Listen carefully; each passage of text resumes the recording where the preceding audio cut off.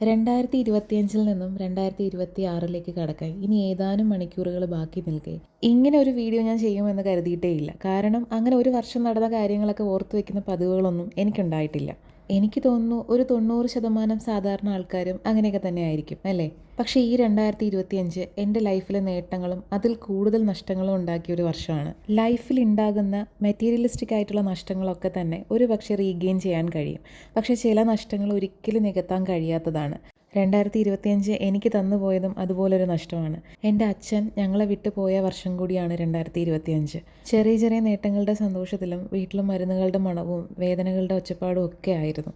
ഒപ്പം ജീവിതത്തിൽ ഒരുപാട് പാഠങ്ങൾ പഠിപ്പിച്ച ഒരു വർഷം കൂടിയായിരുന്നു എനിക്ക്. കൂടെ ഉണ്ടാകേണ്ടവർ തന്നെ പുറകെ നിന്ന് കുത്തി മുറിവുണ്ടാക്കി. ഇനി നീ തനിച്ചാണെന്ന് ശരിക്കും പഠിപ്പിച്ചു തന്നു.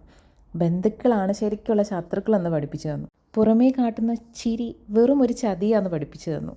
നമ്മളെ അറിഞ്ഞ് നമ്മളെ അക്സെപ്റ്റ് ചെയ്യുന്നവരാണ് ശരിക്കുള്ള മിത്രങ്ങളെന്ന് കാട്ടിത്തന്നു. ആരൊക്കെ കൂടെ ഉണ്ടെങ്കിലും ഇല്ലെങ്കിലും ജീവിതത്തിൻ്റെ ഏത് ഘട്ടത്തിലും എനിക്ക് എൻ്റെ കുടുംബം ഉണ്ടാകുമെന്ന് കൂട്ടിയുറപ്പിച്ചു. 2025 ഞാൻ നേടിയ എൻ്റെ ചെറിയ ചെറിയ നേട്ടങ്ങളിലൊന്ന് എൻ്റെ ചെറിയൊരു ബിസിനസ്സാണ്. കുറച്ചധികം നല്ല സൗഹൃദങ്ങളാണ്.